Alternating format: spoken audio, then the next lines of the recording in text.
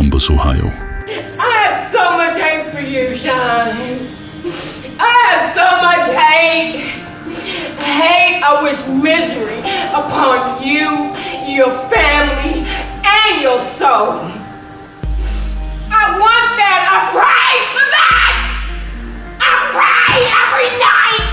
I pray that something happens to you, and you are treated like you treated my son.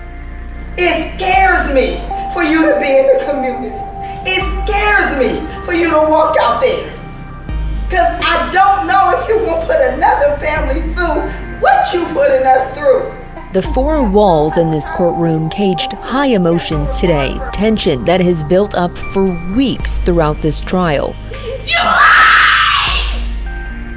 You lied to me! Wrapping up with the question, how long will Shawnte Hardin be behind bars for crimes he defended until the end? There has been a big contention, as if I'm not apologetic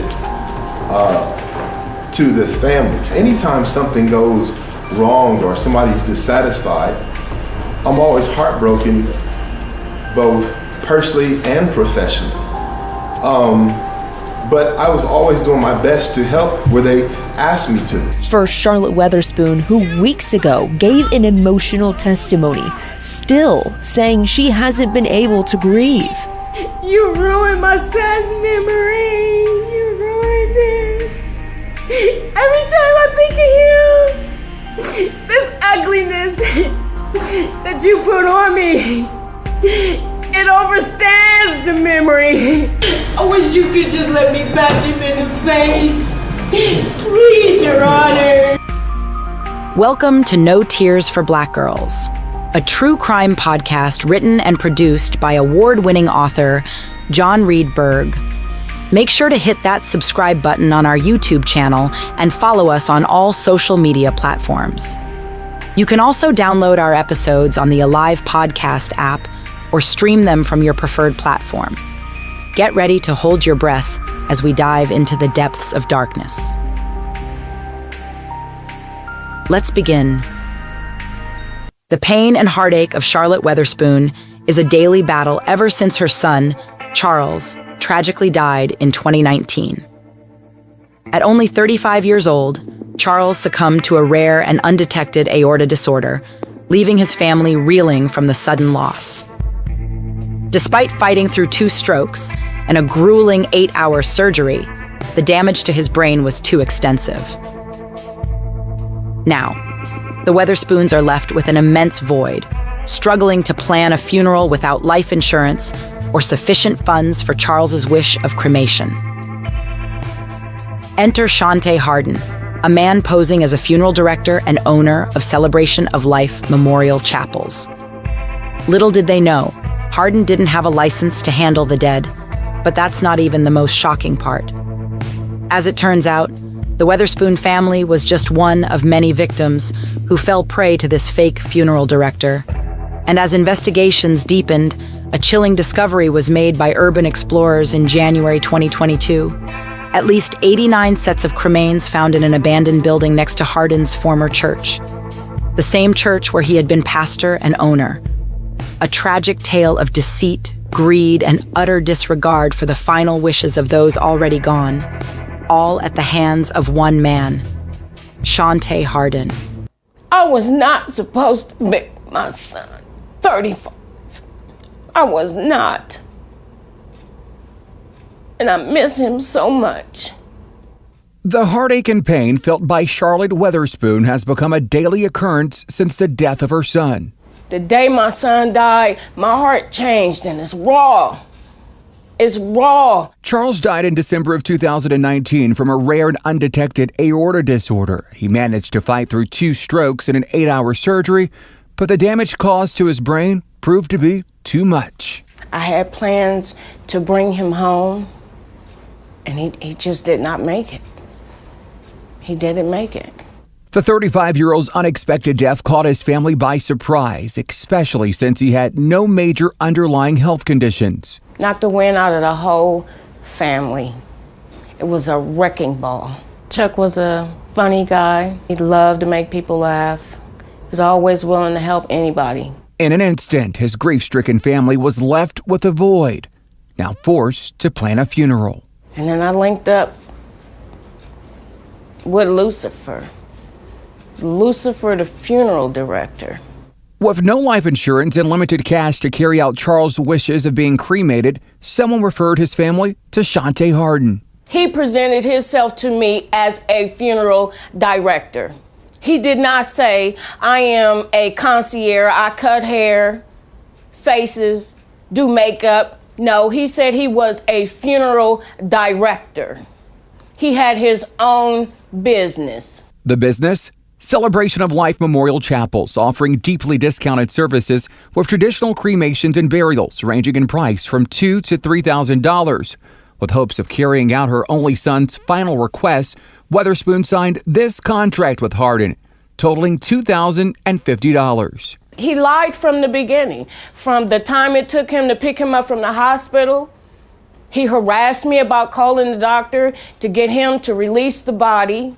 He gets the body. It takes him 2 weeks before he can get him prepared. He played the wrong music. My programs were messed up. It took him almost 30 days to get my ashes back. It was a disaster. A botched funeral followed by big questions nearly 2 years later after Columbus police got tipped off to 2 bodies inside this vacant hair salon off Livingston Avenue, sparking an investigation involving the same man who handled Charles Weatherspoon's body, Shawnte Hardin. Hardin talked only to 10 TV News after news of this investigation broke. They're trying to target me. I become a target because of my race, because of the knowledge that I have, because of my experience. Hardin admitted to storing the embalmed bodies inside the building. I become a direct target of the Ohio Board of Embalmers and the funeral establishment, and they're using BCI and the Ohio Attorney General to continue to be a pit bull again, work against me. BCI tells us this investigation is ongoing, but won't say how long they've been looking into him. The Ohio Department of Funeral Directors and Embalmers says Hardin has never been licensed as a funeral director in the state. He claims that's not the type of business he's operating. That's not what we do. We are a mortuary support services where we help other funeral homes. We found that same explanation in fine print inside Hardin's services guide. Did he ever say the words that I am a funeral director? I am a funeral director. I am a funeral director. Because if not, I just handed my son to the bum standing outside of the damn hospital. Weatherspoon says she hasn't had a chance to process her grief due to questions now swirling in her head about who she trusted during her darkest hour. It has devastated me. Losing my son was enough. This is too much. Nobody said this followed losing your son. I would have took him outside and buried him in the garden, then to give him. Who did I give him to? Who did I give him to? I gave him to a stranger. I don't even know if those are my ashes of my son. Weatherspoon now questions whether the ashes dropped off at her doorstep at 1 a.m. are actually those of her son. The cremation people say their record says it's his. There's a tag missing on there that should be on there, and it's not. How do I know that them are my ashes? I need my ashes tested. Somebody has to explain to me how this happens, and it's just to be scooped under the rug. The unsuspecting Toledo, Ohio law enforcement officials, had no idea what awaited them when they uncovered a decaying body in an abandoned apartment in January of 2018. Little did they know, this discovery would unravel a tangled web of deception and sorrow that would reverberate throughout the entire state and shake the foundations of the death care industry. The story of Shawnte Hardin stretches back over 8 years and has left more than 100 families devastated. But behind the facade of a caring death care professional lies a man who never bothered to undergo proper training or licensing. Instead, he chose a path that eventually led him to be convicted on 31 counts of criminal acts related to operating as an unlicensed funeral director. Hardin's dark tale unfolded in a courtroom on July 26, 2022, as his attorneys began their defense. In his testimony, he claimed to have started working at a funeral home at just 12 years old and briefly studied at a mortuary school before being asked to leave without completing the program. However, at age 20, he was already serving time in prison for unauthorized vehicle use, a sign of the crimes to come. Despite having his application for a funeral home license denied in 2014 due to incomplete paperwork, Hardin continued to work at various Ohio funeral homes, handling bodies and assisting with preparations. He even presented himself as a senior pastor at a Baptist church, using his position to steer members towards cheaper funeral services while calling himself a funeral guide, rather than a licensed director. But according to prosecutors, Hardin blurred the lines between these two titles by taking control of deceased individuals' remains, often with questionable methods.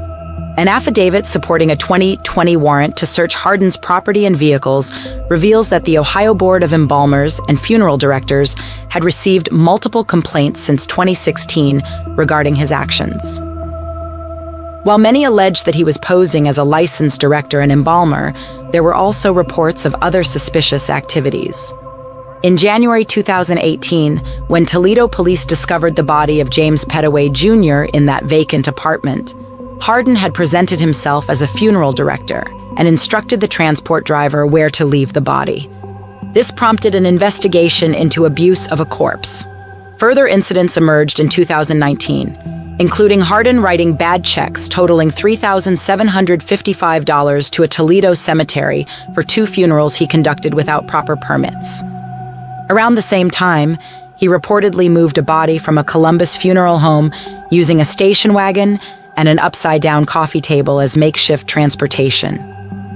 As details continue to unravel, it's clear that behind Hardin's charming facade lies a man who has caused immeasurable pain and suffering to those who entrusted their loved ones' remains to him.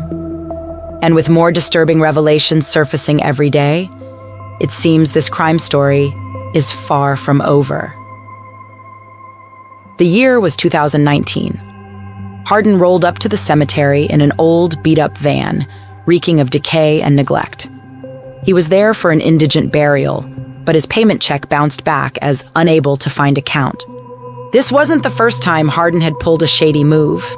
Just a few months earlier, a grieving mother entrusted him with $4,700 to bury her son, only to find out that the casket didn't fit the vault, and the cemetery was suing Hardin.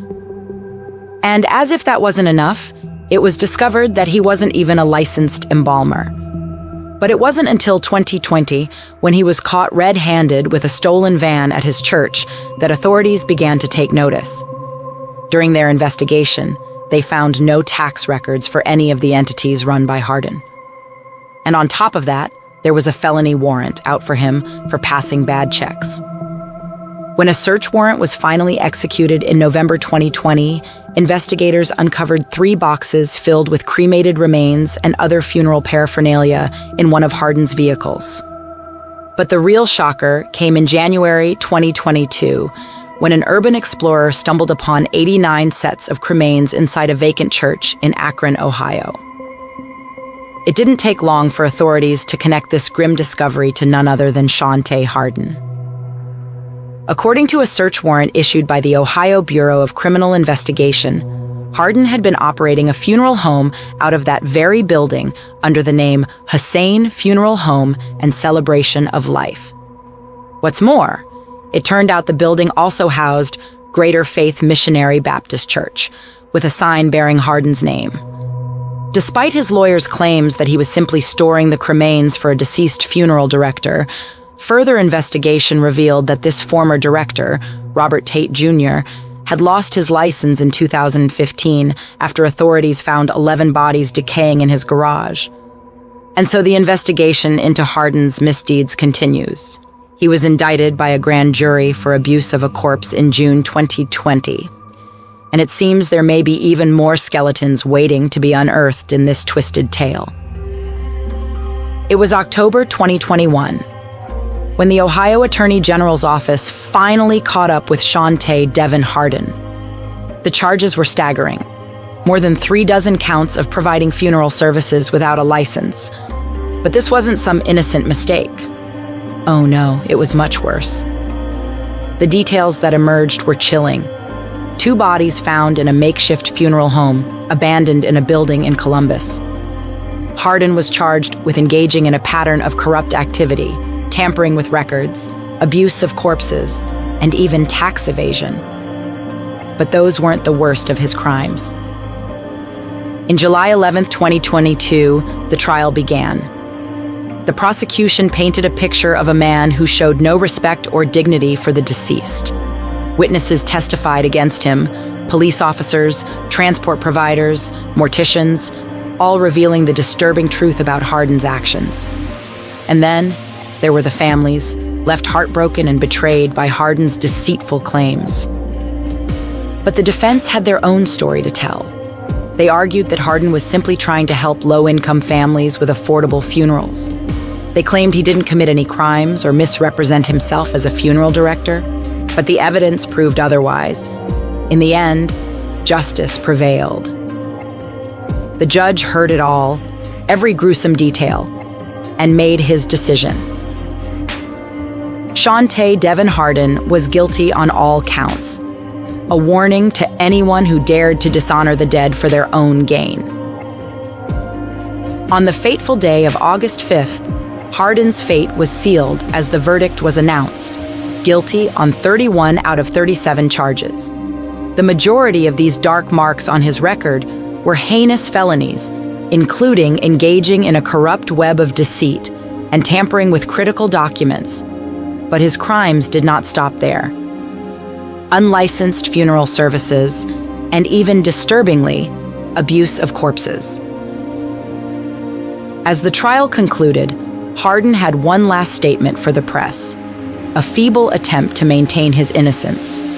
But the evidence spoke louder than his words, and it was clear that this so-called pastor had used his position to deceive and manipulate those around him for personal gain. Justice has been served, but it's a haunting reminder of how far some will go in their thirst for power and control. Thank you for tuning in to No Tears for Black Girls, now a part of the Alive Podcast Network, the first Black female-owned and operated network dedicated to amplifying Black voices. If you enjoyed this episode, please show your support by following us on the Alive Podcast app, available on both iPhone and Android. You can also stay connected with us on social media and YouTube at No Tears for Black Girls, or on X at No Tears for BG. Remember to stay loved, stay blessed, and stay safe. Until next time.